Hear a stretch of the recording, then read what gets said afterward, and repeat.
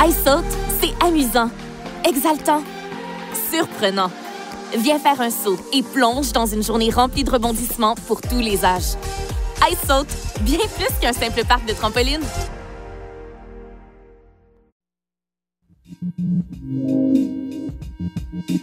Vendredi 23 mai, voici à la une.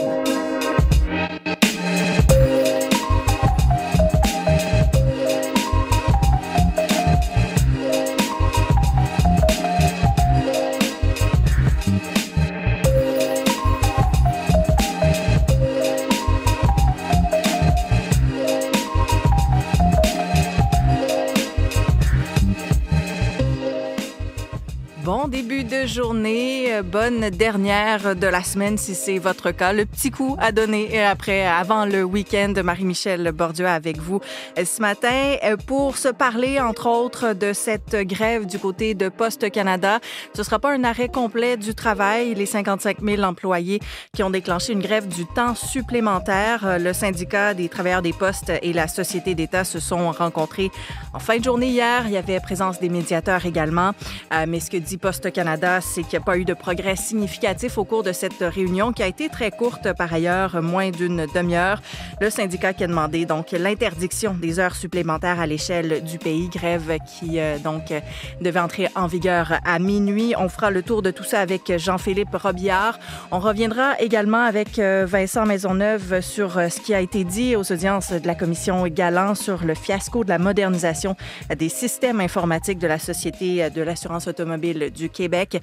Hier, il y a eu plusieurs témoignages là, qui nous ont permis d'apprendre certaines choses concernant notamment les appels d'offres. Il y a certains appels d'offres qui se sont conclus avec un seul soumissionnaire, avec des gagnants qui avaient également là, des liens passés avec un des vice-présidents de la SAAC. Autre témoignage qui a aussi mis en lumière le fait que des employés externes ont changé de titre en cours de projet et ça a fait en sorte que leur salaire est passé de 82 $ à 350 $ l'heure.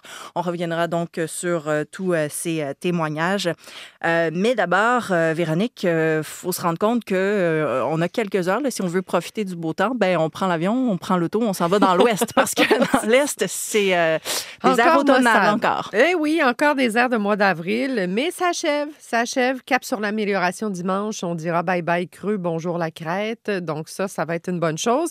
L'amélioration va se faire sentir lentement, puis le début de la semaine prochaine va être assez satisfaisant. Mais pour l'instant, un vendredi encore gris. Ce matin, c'est un cas de nuages, d'averses dispersées. C'est une probabilité de 40 %, mais la pluie va s'installer de façon un petit peu plus continue là, au cours de l'après-midi. Les températures, c'est pas chaud aujourd'hui quand même. Il fait 8 en ce moment, mais 10-12 degrés, pas plus. Il y a des records à surveiller, entre autres du côté de Montréal, mais l'Estrie, Québec, secteur de l'Outaouais, Gatineau, on pourrait établir des records de température de plus bas maximum, donc de fraîcheur aujourd'hui. Ça reste à voir. 9 à 11 degrés dans l'ensemble. La nuit prochaine, ça demeurera autour de 5 à 7. Demain, samedi, on ne change pas grand-chose. Un ciel gris, des averses dispersées ici et là, des températures de l'ordre de 9 à 11 degrés, peut-être jusqu'à 12 si on est chanceux.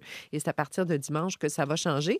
Attendez-vous pas à une belle journée dimanche, mais disons une journée mieux, avec des éclaircies qui vont se tailler une place là-dedans, mais il y aura encore de l'instabilité. Donc, des petites averses dispersées probables là, en cours d'après-midi, principalement tôt le matin. Aussi, il y a des moments à travers ça où on aura de belles percées de soleil. Les températures vont remonter 14 à 17 degrés jusqu'à 18 en Outaouais. Et là, à partir de lundi, oui, on va rejoindre les normales qui sont rendues de 21 jours, 9 la nuit. Alors, on aura du beau temps en début de semaine. Là, lundi, mardi, soleil, 22, 23 degrés. Ça va faire du bien. Mais d'ici là, il y a encore de la fraîcheur et de la grisaille pour au moins 2 jours. C'est le cas aussi du côté de l'Abitibi où le soleil reviendra dimanche. D'ici là, pluie intermittente, 12-13 degrés. L'Est du Québec, ça va être plus difficile. Le beau temps reviendra en début de semaine prochaine seulement. La fin de semaine sera grise, parsemée de précipitations dispersées, 9 à 11 degrés sans pluie. Ça vaut pour le Saguenay, le Lac-Saint-Jean, le Bas-Saint-Laurent, la Gaspésie, la Côte-Nord. Et attention, aujourd'hui, avec l'air frais, les régions, je dirais la réserve faunique des Laurentides, intérieur des terres, entre Québec, Saguenay, Lac-Saint-Jean, dans les montagnes, Bas-Saint-Laurent, Gaspésie, c'est pas impossible que le flocon fasse un retour. Alors, de ce côté-là, c'est à surveiller. plus basse altitude, secteur de l'Estrie, près du Maine, avec la frontière, là, une pluie, une gouttelette un peu plus épaisse. C'est pas impossible qu'il y ait un petit flocon là-dedans. Alors, ça vous indique que c'est vraiment pas chaud. En territoire ontarien, on commence à retrouver la quinzaine de degrés sur la portion nord, mais ça reste assez nuageux et pluvieux dans l'ensemble aujourd'hui. Amélioration dimanche, principalement. Dans l'ouest, vous l'avez dit, il fallait s'en aller là si on voulait du beau temps. Ça se dégage à Vancouver, 17. C'est plutôt beau, Edmonton, Calgary, Regina, Winnipeg, 18, 20 degrés. Possibilité d'orage du côté de l'Alberta cet après-midi et les températures en fin de semaine dans l'ouest, c'est du 23 à 26 degrés. Et pour ceux qui n'auront pas le soleil aujourd'hui, j'ai retenu, on s'accroche à ce qu'on peut, j'ai retenu mieux. À quelque part dans les prochains jours. Mieux dimanche. Voilà. Donc, merci, Véronique. Bonne journée. Au sport, les Panthers de la Floride, Olivier, prennent le large en finale de l'Est de la Ligue nationale de hockey. Oui, ça a été un deuxième match fast pour les Panthers de la Floride. Un deuxième match de 5 buts pour les champions en titre de la Coupe Stanley. 5-0 hier contre des Hurricanes de la Caroline qui n'ont pas su profiter des 2 premiers matchs à la maison. Les 2 premiers matchs étaient en Caroline, à Raleigh, et pourtant, on vient de perdre ces 2 match. Donc, parmi les marqueurs chez les Panthers, on retrouve Sam Bennett qui a marqué 2 fois et a ajouté une passe aussi dans le match, en plus d'offrir à chaque fois des matchs assez rugueux là, avec de sérieuses mises en échec. Il y a Matthew Tkachuk, Gustav Forsling et Alexander Barkov aussi qui ont été les autres marqueurs dans un match pivot qui offre un avantage certainement là, pour les Panthers de la Floride qui retournent à la maison avec cette avance de 2-0. Surtout qu'hier, ils ont chassé du match le gardien Frédéric Anderson après qu'il ait accordé 4 buts. Il a été pratiquement parfait depuis le début des séries éliminatoires et là, on vient de le chasser dans un match numéro 2. Donc, il y a certainement là un avantage psychologique après le match d'hier. Et sinon, Sergei Bobrovski, lui, n'a pas eu à connaître un grand match, le 17 arrêts seulement pour signer le blanchissage. Et donc, on pourra surveiller les Panthers pour ce retour à la maison demain. Et sinon, ce soir, les Oilers d'Edmonton qui tenteront de faire oublier leur déconvenue en 3e période lors du match numéro 1 face aux Stars de Dallas. Je vous rappelle que c'est un match qu'ils ont perdu 6-3 alors qu'ils ont accordé 5 buts en 3e période pour laisser les Stars filer avec cette victoire. Donc, le coup d'envoi du match est prévu ce soir à 20h, heure de l'Est. Au hockey, ce qui a retenu véritablement l'attention, là, c'est cette énorme surprise au championnat du monde masculin. Canada qui s'est fait montrer la porte. Oui, montrer la porte de sortie en quart de finale contre le Danemark. Je suis convaincu qu'en ce début de match, si on avait demandé aux gens de faire des prédictions, là, il n'y en aurait pas eu beaucoup pour miser sur les Danois. Et pourtant, ils ont remporté ce match 2-1 grâce à 2 buts marqués alors qu'il restait un peu moins de 3 minutes au match. Nikolai Ehlers qui a créé l'égalité 1-1 alors qu'il y restait 2 minutes 20 environ et dans les dernières secondes du match, Nick Olesen a marqué et voilà, c'en est fait des Canadiens qui avaient des mines déconfites sur la patinoire après la rencontre, eux qui espéraient certainement retrouver peut-être une finale et peut-être retrouver la médaille d'or lors de ce tournoi et ça sonne aussi peut-être la fin de carrière pour Marc-André Fleury qui avait prolongé pour ce tournoi mondial, lui qui a annoncé là, qu'à l'issue de la saison, c'était terminé pour lui, qu'il reprenait sa retraite de la Ligue nationale de hockey. Donc on attendra une confirmation là, de Marc-André Fleury parce qu'on pensait que cette fin de saison dans la LNH, c'était la fin pour lui et pourtant, il s'est présenté au championnat mondial. Donc, on verra la décision, mais une défaite décevante pour les Canadiens, assurément. Coup d'œil au soccer féminin, les Roses de Montréal, Olivier, qui connaissent un premier creux de vague en ce début de saison. Oui, troisième match où elles n'arrivent pas à trouver le fond du filet. Et là, c'est une deuxième défaite consécutive. Hier, c'était contre l'AFC Toronto, défaite de 2-0. Les marqueuses Esther Okoronkwo et Emma Regan. Et pour les Roses, effectivement, là, c'est un troisième match sans marquer et on semble avoir de la difficulté à trouver les ouvertures et à être capable de percer les murailles adverses. Et avec cette défaite d'hier de 2-0, les Montréalais glisse au 2e rang du classement de la Super Ligue du Nord. Rien pour s'inquiéter parce qu'on est en début de saison, mais quand même peut-être un premier creux de vague qui demandera quelques ajustements à l'entraîneur-chef de l'équipe, Robert Rositoyou. Ajustements qu'on verra donc au cours des prochains matchs. Merci Olivier, bonne journée. Bonne journée à vous.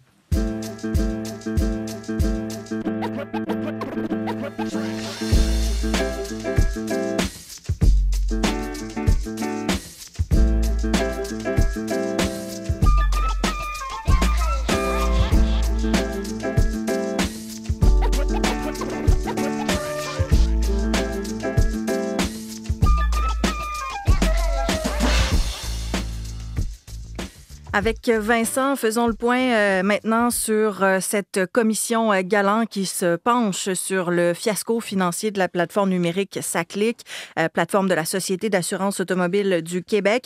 Alors, dans ce qu'on a pu entendre dans les témoignages hier, en fait, plutôt le juge Galant là, qui préside la commission qui a carrément perdu patience. Ça s'est passé quand un ex-auditeur interne à la Société d'État est venu expliquer que le salaire payé à des consultants externe a bondi de 82 $ l'heure à 350 $ l'heure. Vincent, l'auditeur a aussi partagé ses doutes sur le nombre d'heures qui ont été réellement travaillées. Voilà, un taux horaire qui augmente, des heures facturées possiblement gonflées, des appels d'offres aussi tellement spécifiques que seule une personne peut soumissionner et que cette personne-là, c'est un ancien collègue du grand patron de la SAC qui s'occupe du projet. On a eu droit à des révélations chocs hier au point où le juge Galant, je vous dirais, est un peu choqué parce qu'il a entendu, c'est le juge Denis Galant là, qui préside, on le rappelle, cette commission sur le fiasco qui a coûté $1,5 milliard aux contribuables québécois. Et si on décortique pour voir ce qui a mené là, cette colère, d'abord les augmentations de salaire, la question qui se pose, c'est comment ça se fait que des consultants externes puissent obtenir de telles augmentations? Oui, parce qu'on parle d'un bond assez spectaculaire, vous l'avez dit, 82 $ de l'heure et là, tout d'un coup, 350 $ de l'heure.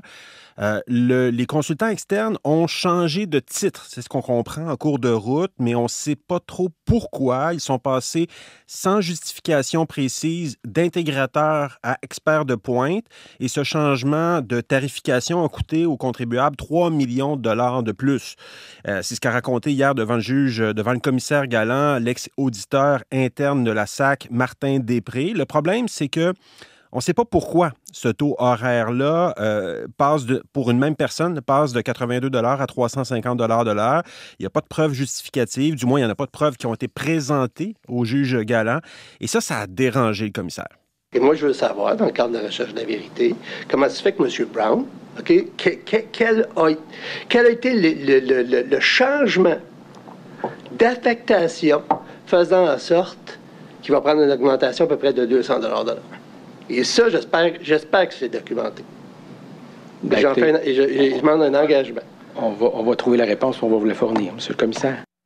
Donc, oui, il y a la question des salaires, mais il y a aussi ensuite la question du nombre d'heures facturées. Oui, parce qu'entre 2017 et 2019, l'auditeur interne, Martin Després, toujours lui et son équipe, ont comparé les heures facturées par les consultants embauchés par la SAC avec le temps qu'ils ont effectivement passé dans les bureaux de la SAC. Résultat, 12 500 heures facturées alors que les consultants externes n'étaient pas au bureau, ce qui a coûté environ $1,5 million à la SAC, donc aux contribuables. Martin Després, l'auditeur interne, a fait part de ces résultats-là à ses supérieurs, sachant que tout télétravail doit être approuvé par les gestionnaires. Donc, il y a eu une enquête interne qui a été déclenchée, mais les résultats de cette enquête ont surpris l'auditeur interne Martin Després parce qu'on lui a dit que c'était du télétravail qui a été approuvé, mais après le fait, après que le télétravail a été effectué.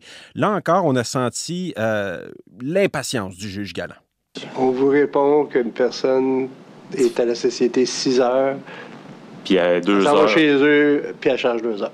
C'est ça qu'on vous répond. Exact. Télétravail, c'est normal. C'est sûr qu'après tout ce qu'on avait fait comme vérification a priori, là, on trouvait ça un peu étrange là, que tout ce télétravail-là soit approuvé par après, là, on trouvait ça étrange. Et les responsables à la SAC auraient aussi demandé aux auditeurs de détruire les documents associés à leur enquête sur les heures passées au bureau. Autre révélation assez troublante. Autre sujet, celui des appels d'offres lancés par la SAC en terminant. Vincent, semble-t-il qu'ils étaient tellement spécifiques qu'il y a un seul soumissionnaire qui pouvait se qualifier. Et en plus, on a appris que ceux qui ont remporté ces appels d'offres très spécifiques sont des gens qui avaient travaillé dans le passé à la même place que le vice-président à la SAC, Carl Malenfant, qui était responsable du projet. Merci Vincent. Voilà. À suivre donc cette commission qui se poursuit aujourd'hui.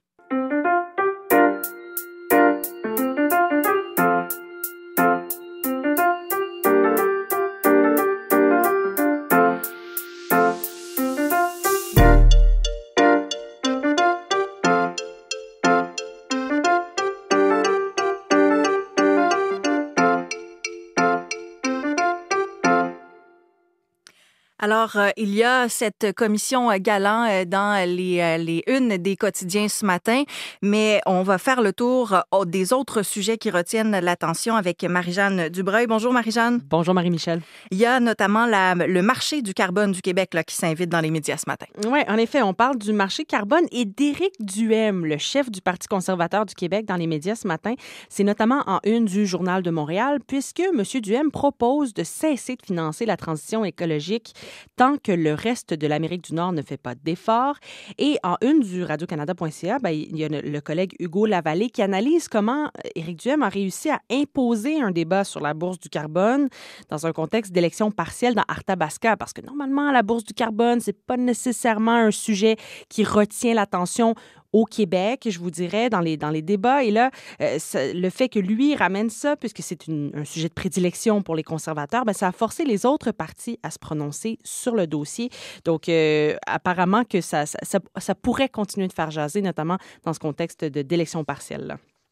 Ce qui fait également jaser Marie-Jeanne, c'est de la politique fédérale ce matin. Oui, je vous parlais des conservateurs. On peut peut-être commencer avec ça. Le National Post qui nous parle de défis auxquels fait face le chef conservateur Pierre Poilievre en vue de se faire élire dans la circonscription de Battle River Crowfoot puisqu'il n'a pas de siège en ce moment.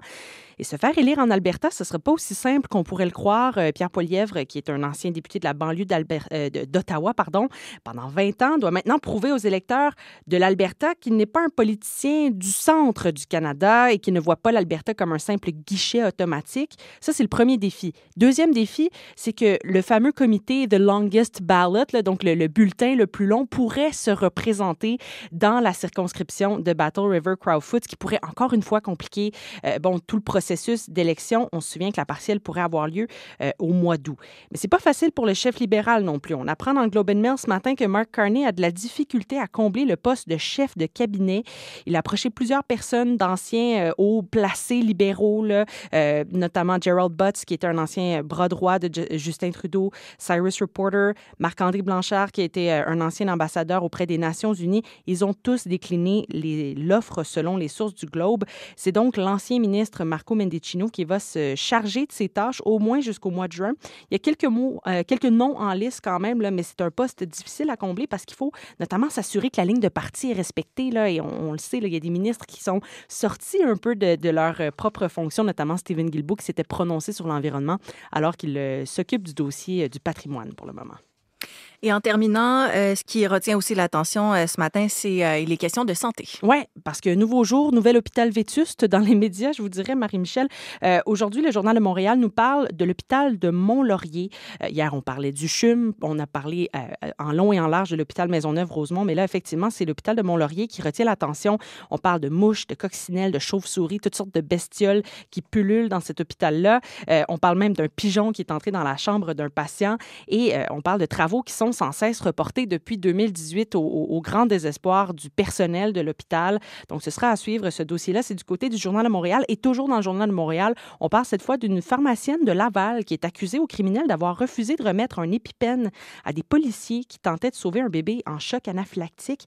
Et donc, elle est accusée d'entrave au travail d'un agent de la paix pour son refus de collaborer.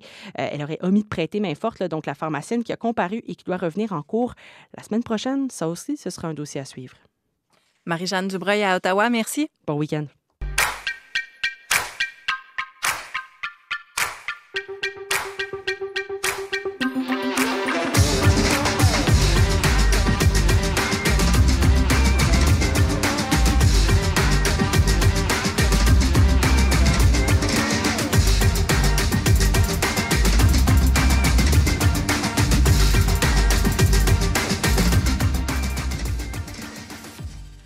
Les 55 000 employés de Poste Canada entament une grève du temps supplémentaire. En fait, leur syndicat juge que les dernières offres patronales sont insuffisantes. Jean-Philippe Robillard, les syndiqués, donc, ont déclenché leur moyen de pression à minuit. Oui, ce qui fait que les syndiqués de Poste Canada, vous avez dit donc 55 000 employés. Là-dedans, il y a 23 000 facteurs.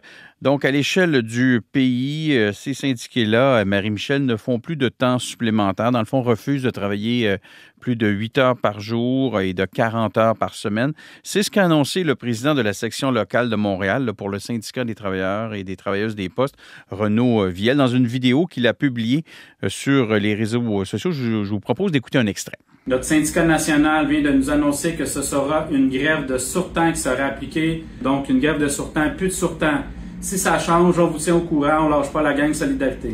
Ces moyens de pression sont adoptés, Marie-Michel, alors que les syndiqués sont en position de grève légale depuis minuit. Le syndicat, donc, vous l'avez dit, qui n'est pas satisfait des dernières offres qu'a déposées Poste Canada pour tenter de régler, de dénouer, en fait, l'impasse dans les négociations, parce qu'on sait que ça fait des mois et des mois que ça dure. Il y a même eu un conflit, on le sait, là, en fin novembre, début décembre, dont le gouvernement fédéral avait mis un terme. Les négociateurs du syndicat continuent malgré tout d'examiner les offres, mais sans le syndicat, il y a plusieurs points où les offres sont décevantes, notamment en ce qui concerne les salaires et les ajustements au coût de la vie. On le sait, à l'heure actuelle, il y a beaucoup de conflits de travail qui reposent, entre autres, sur des demandes d'augmentation salariale. On peut le comprendre, tout coûte de plus en plus cher. Il y a eu beaucoup d'inflation au cours des dernières années. Alors, selon le syndicat, Poste Canada offre des augmentations salariales de 13 % sur 4 ans, alors que le syndicat espérait ou souhaite là, une hausse de près de 19 %. Il y a quand même l'écart ici là, de 6 % Oui, voilà, dans cette demande du syndicat. Jean-Philippe, que dit de son côté Poste Canada? Eh bien, Poste Canada dit que les offres qu'elle a déposées, bien, ça reflète sa réalité financière, ça reflète sa réalité opérationnelle. La direction de Poste Canada affirme que les offres qu'elle a présentées à ses employés, bien, ça prévoit une augmentation salariale. Ça élimine également les principaux points de friction et toujours selon la direction de Poste Canada, ça inclut également des changements pour permettre à la société d'État d'être plus compétitive dans le secteur de la livraison de colis. Alors, c'est vraiment ce qui est au cœur du litige, comme je vous disais tantôt, les salaires, les conditions de travail, les avantages sociaux, mais c'est surtout l'avenir de Poste Canada, dans le fond, son modèle d'affaires là, qui est en jeu. Poste Canada qui affirme de son côté qu'un nouveau conflit de travail, comme on a connu, je vous disais tantôt, fin novembre, début décembre l'an passé, bien, ça pourrait aggraver sa situation financière qui est déjà précaire.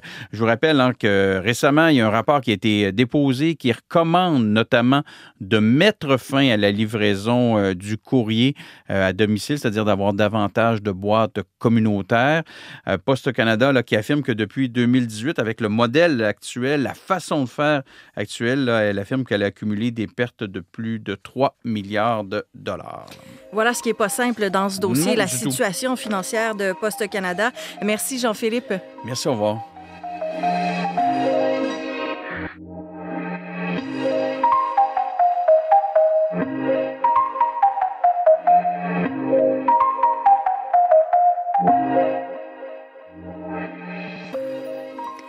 Alors, je rappelle cette grève du temps supplémentaire à Poste Canada qui a été déclenchée par le syndicat à minuit. Elle touche tous les employés partout au pays. Le syndicat qui affirme que ses négociateurs vont continuer d'examiner les dernières offres de la Société de transport du courrier. On suivra ça, bien sûr, pour vous au cours de la journée. Votre équipe du matin prend le relais à l'instant.